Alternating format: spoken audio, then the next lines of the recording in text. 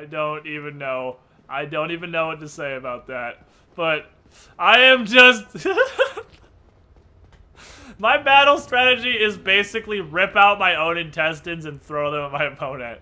That is the effectiveness and survival rate of my current battle plan. Oh my god, yeah, I got about 30 seconds in the lava before I die. I don't even know if I can make it across Lost Izalith Cursed. I don't even know if this is gonna work. Solaire, bro. I don't even know if I'm gonna make it across the fucking lava. You dead. I could level. This is the derpiest Dark Souls run I've ever had in my life. Like, this is the derpiest fucking Dark Souls run. Alright, I guess I could put some pants on now. Because I guess I could probably wear straight Logans. And still quick roll? Yeah, I can. We're good. My only restriction armor-wise for this playthrough is I'm wearing mage armor. So... Mage as in... I don't... See, I'm not sure what my definition of that is, because there's heavy mage armor. Like, there's the Channeler set. The Channeler set, very definitively mage armor, and yet definitely heavy armor. So, I mean, if I get the endurance to fast roll, like, I'm just gonna dump in endurance, because really it's all that matters at this point. I'm incredibly lazy, and it makes me run further. If I get the endurance to fucking fast roll and Channelers, I'm gonna wear it. I'm gonna fucking wear it. Why not? It's mage armor. It's relatively heavy mage armor, but no, I won't. I'll just wear Logans for the rest of the game. I don't give a fuck. Whatever. I'll just wear Logans. I don't even know if I can make it to the building. Ah, it burns. It burns. It burns. It fucking burns. Okay. Jesus Christ. This is actually Lost Izalith hard mode right now. Lost Izalith hard mode. Feel it. These guys are slightly tankier. Oh yeah, this one's just open. Give me the Soul of a Hero. A great hero. It's the 50k one. I know it's the 50k one. Ooh, no, wait. You don't go around the building this way. There's a giant Tyrannosaurus dick there. Although I probably don't care. He is not dead. He can survive that. This is a tanky creature. That was not the outcome I expected.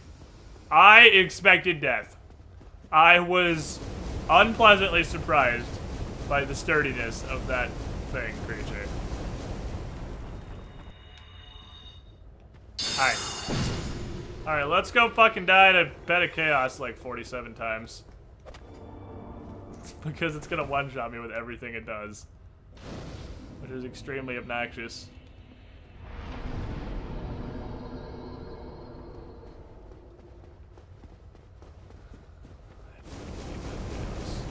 There's no reason for me to take the orange shard ring off, because I don't need castings. It's Bed of Chaos. It's just gonna take me at least 3 runs to get it down. But I don't, like, there's no need, castings don't help me. So, castings don't help me and magical damage doesn't help me. So there's no reason to switch my ring out, unfortunately. So we're just gonna run through the poop monster hole here. We're gonna kill the flower pot squid. We're gonna kill Bitch Tits McGee at the top of the stairs. And then we're gonna go break one of Bed of Chaos's arms and die. Because that's how the Bed of Chaos fight works. You can, with gratuitous luck, you can kill the Bed of Chaos without dying. It's almost fucking impossible. And comes down to like dumb luck and bro hopping skills. Excuse me, pardon me. But you can do it. It's a pretty magic retard. You only took 740 from that. Ma'am, do you have a permit to practice pyromancy in this area? Disregard all things. Mage. Mage! Surfing USA, bitch. Let's go. Alrighty. Operation 1. The freebie. Break a stick. Operation 2. Break one of Bed of Chaos's limbs. Fucking hate everything about about this fight. I'm not convinced that one way is easier to go than the other, but I always try to go left. I always end up not making it back on left. I doubt I'll make it back on right either, but I'm at least in the interest of equality gonna give it a shot.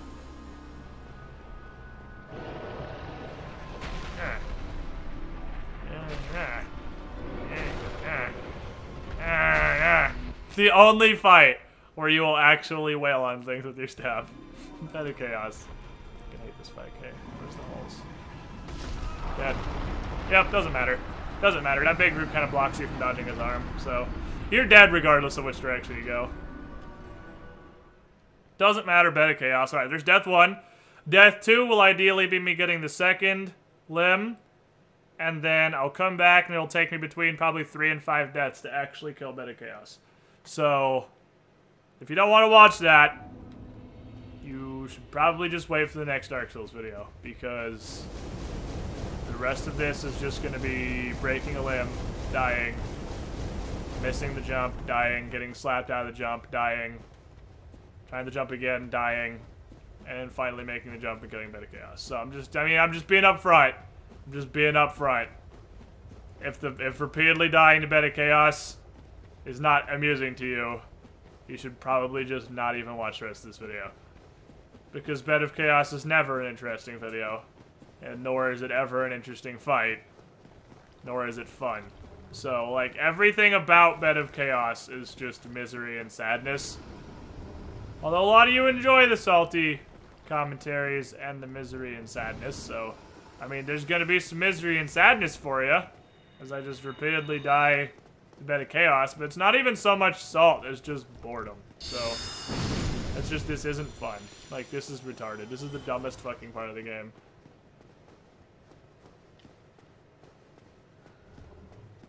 I'm pretty hyped to see what terrible Dragon King-esque fight we have, or Dragon God, whatever. What horrible Dragon God-esque fight we have in the next Dark Souls. Because you know there's gonna be one, because FromSoft doesn't learn. FromSoft doesn't correct its mistakes or fix its bugs. Dragon God was a miserable fight in Demon Souls, so what do? They made Bed of fucking Chaos, which is Dragon God for Dark Souls.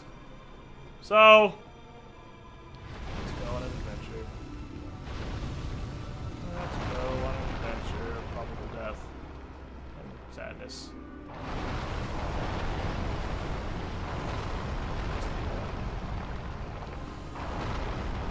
I might just die in a hand before I get in there. Not pretty good. Alright. Let's get this limb. Limb. Feel my wrath. Feel my wrath! There we go. And let's go die on the way back out, which is almost inevitable. Yep, there we go. Insta-slap. Run back again, and we'll try to just suicide rush the center. See how it works. I love this fight. This is fun.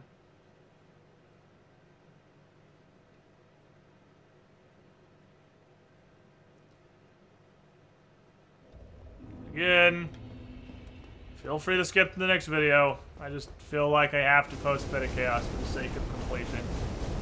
I can't just, like, omit an entire zone from my playthrough, no matter how boring it is.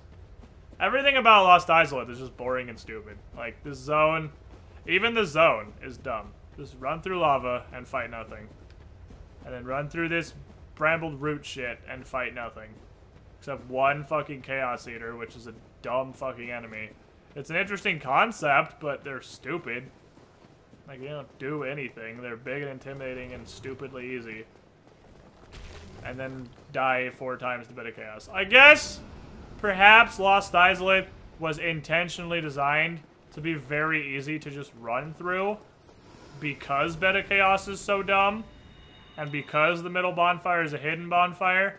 Maybe FromSoft, I mean, I'm giving them way too much credit here, because I'm expecting them to have, like, tested their game or put thought into design. Maybe Lost Izalith is easy to run through specifically because Bed of Chaos is such a dumb fucking fight. That's possible. That's possible. Now, if you fast scroll, the easiest way to do this is just fucking balls to the wall. Like, just hit the ground and run in and jump. and hope you can, because you can dive under the smacky hand before he gets the opportunity to smack, but only if you're a fast roller. I'm good. Oh, it actually didn't hit me. Okay. So we're just gonna run. Oh, maybe not. Nope, he did it too fast.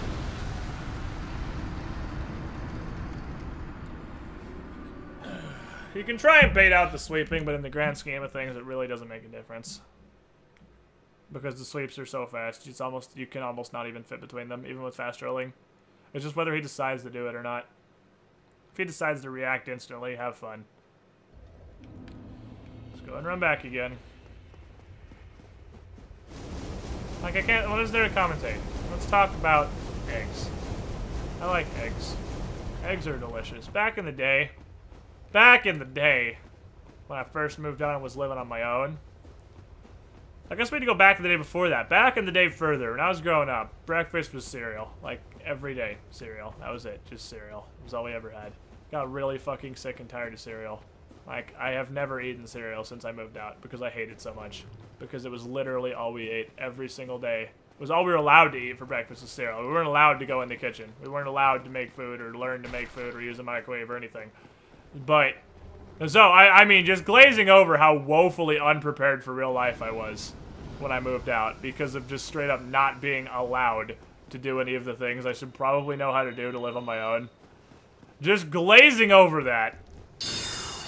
Like, I still don't know how to do laundry, basically. I mean, I understand, but every time I go to my parents' house to do laundry, because I don't own a washer and dryer because I'm poor, every time I go to my parents' house to do laundry, I have to ask my mom how to put it in the washer.